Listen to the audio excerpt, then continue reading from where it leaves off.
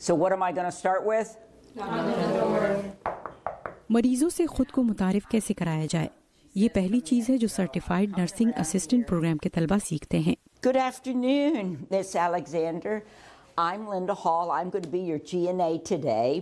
نبض پڑھنے سے لے کر بلڈ پریشر چیک کرنے تک وہ ایک دوسرے کے ساتھ ان بہت سے کاموں کی پریکٹس کرتے ہیں جو نرسز کا معمول ہیں۔ پھر طلبہ تربیت کا دوسرا حصہ شروع کرتے ہیں۔ Hello, how are you? Okay, your name is Kelly Wilson.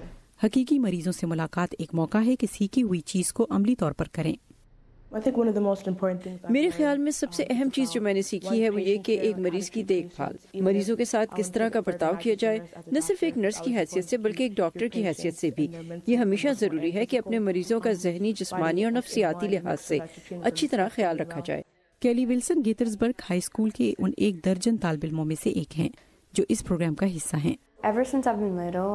میں بچپن سے نرسنگ میں کچھ کرنا چاہتی تھی اور دوسروں کی مدد کرنا چاہتی تھی کیونکہ مجھے یہ سب کرنا بہت پسند ہے۔ نتالیہ جیسے نوجوان آگے بڑھنے کے خواہش مند طالب علموں کے لیے 3 سال سے جاری یہ مفت پروگرام انمول ہے۔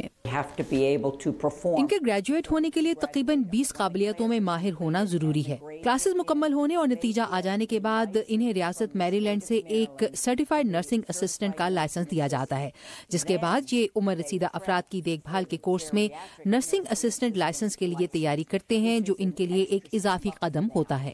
CNA ٹریننگ پروگرام ایک ریٹائرمنٹ کمیونٹی کے اندر چلایا جاتا ہے اور یہاں کے مکین ان نوجوانوں کا خیر مقدم کرتے ہیں۔ You tell me when you're ready. اگر یہ طالب علم ہیلتھ کیئر میں کامیابی چاہتے ہیں تو انہیں اعتماد کے ساتھ میل جول اور ہر چھوٹی چیز پر توجہ دینی ہوگی۔ یہی وہ کچھ سکلز میں سے ایک ہیں جو انہیں سیکھنے کی ضرورت ہے۔ فائزل مصری کی رپورٹ کے ساتھ نیلوفر مغل، اردو VOA۔